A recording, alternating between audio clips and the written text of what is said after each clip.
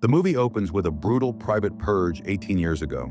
A masked man torments a tied-up family, demanding the mother choose which one of them gets to survive the night while the rest die. We then see the lone traumatized survivor, a young girl. Jump to the year 2040. The streets are erupting in riots. Why? Because it's been revealed that the new founding fathers of America, the NFFA, have been using the purge for economic benefit. Dante Bishop, the stranger from the first two films, is speaking out, explaining that for 2 decades, the NFFA has used this legalized murder to decrease the poor population, which slashes government spending on welfare, healthcare, and housing.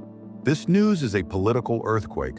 Polls now show the growing anti-purge sentiment could swing the upcoming presidential election. The NFFA candidate, Minister Edward Owens, is losing ground to his rival, Senator Charlie Roan. And it's just been disclosed that Senator Roan was that little girl, the sole survivor who watched her family die, making her fiercely anti-purge. She vows that her first act as president will be to abolish the purge for good. The NFFA, seeing her as their greatest threat in 25 years, is ready to fight dirty. While the candidates debate, we catch up with an old friend, Leo, who is now Senator Charlie Roan's head of security, and somehow he looks exactly the same as he did 18 years ago in Anarchy. He's alongside his partner, Eric, and their chief Cooper. Watching the debate at a local deli are the owner, Joe, his right-hand man, Marcos, and a neighborhood protector everyone respects, Laney. They're all anti-purge and pulling hard for Roan to win. Joe's focus is broken by a call from his insurance company. They've raised his purge night premiums, and he can't afford it. Furious, he declares he'll defend his deli himself. His resolve is immediately tested by 2 local punk girls, Kimmy and her friend, trying to steal candy. They refuse to back down until Laney shows up. Her reputation as a neighborhood bad makes the girls think twice. They return the candy and scatter. We jump to 1 day before the annual purge. The NFFA makes a strategic announcement. They are revoking the rule that exempts high-ranking government officials, level 10 and above, from being targeted. This means Senator Roan is now fair game.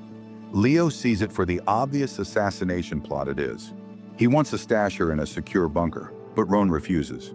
She believes in connecting with the people and insists on staying in her fortified home, not hiding like some rich. Leo reluctantly obliges, surrounding the house with snipers, guards, barricades, and every security system he has. After the purge siren blares, things seem secure. Leo and Roan have a moment to talk. Leo opens up about his son's death and how he almost made the mistake of taking revenge 18 years ago, which is why he now believes so strongly in her mission. Meanwhile, Joe is setting up on his deli roof when Marco scares him by arriving to help, despite being told to go home. Good thing he stayed, because Kimmy and her crew return. This time, they're armed with AK-47s, dressed for purge night, and have backup. They demand their candy bar. Marcos, not one for threats, shoots one of them in the ear, and the group retreats. Laney, meanwhile, is in her triage van with her friend Dawn, cruising the streets to help the wounded. They find plenty of victims, a guy with an arrow in his head, people in a guillotine alley, but most are beyond saving. Back at the safe house, the plot thickens. Chief Cooper and Eric are actually traitors working for the NFFA. While Eric stands guard, Cooper loops the security footage. Outside, a team of mercenaries silently takes out all of Leo's snipers and guards. Inside, Leo grows suspicious. A mic check to his snipers gets no reply. He checks the cameras, sees they're on a loop, and then sees his entire team dead outside. He immediately grabs Senator Roan, and they escape through a secret hatch in the floor and out a window. They're confronted by 2 guards, but Leo hasn't lost a step, taking them both out with a push dagger. The traitors and mercenaries burst into the empty bedroom. A sniper spots Leo and Roan running outside and lands a shot in Leo's shoulder. Just as the sniper lines up the kill shot, Leo pulls out his phone and detonates a remote bomb he'd planted in the room, taking out the traitors inside. The 2 fugitives run through the chaotic city until they stumble upon what looks like a yard full of bodies. The bodies wake up. They're a group of crazy purgers and attack. Leo goes full John Wick on them. Thinking they're safe, they get tased from behind and surrounded by a bizarre gang dressed as US presidents. From the deli roof, Marcos sees this going down. He and Joe swoop in, guns blazing, mowing down the president posse and rescuing Leo and Roan. They take them back to the deli for shelter. The senator thanks her saviors, and Marcos, our politics geek, tells her the key to winning is Florida. As Marcos tends to Leo's wound, Joe sees on surveillance cams Kimmy and her gang back, with more weapons and more friends, attacking both the front and back of the deli. The group splits into duos to defend the doors. Right on cue, Laney arrives in her van, plowing through the attackers outside and finishing the job. She's shocked to find the senator inside. They decide to evacuate in Laney's triage van. Joe wants to stay and defend his deli, but Marcos convinces him their duty is now to protect the senator and they can rebuild the shop later. Driving through the streets, they're attacked by NFFA mercenaries in a helicopter with a mounted minigun. They hide under an overpass to lose the chopper, only to drive into the middle of a huge, organized gang fight. Leo figures out the bullet in his shoulder has a tracking device and digs it out. This pause lets the gang surround the van.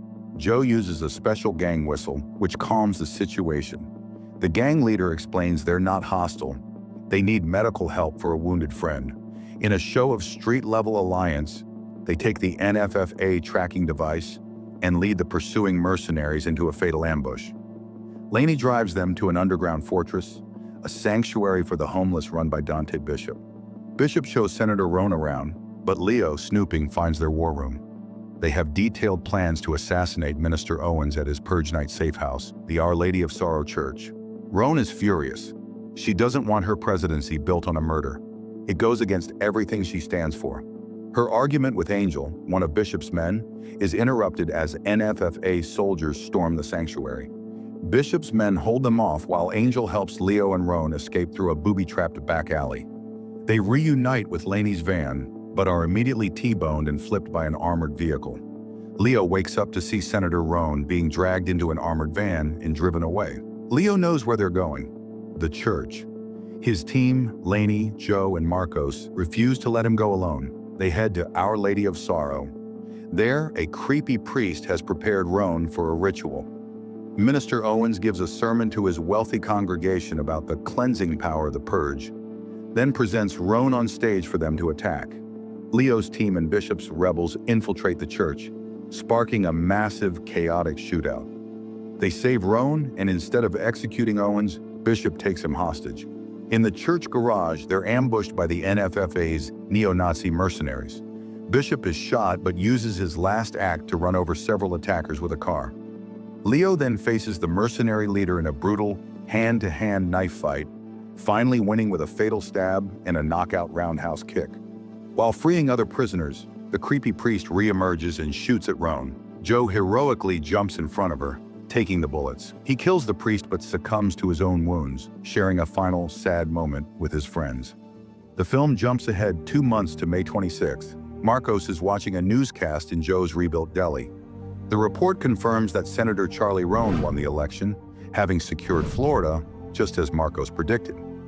The final shot shows Marcos looking out the window at an American flag as the news continues to report on violent riots by NFFA supporters.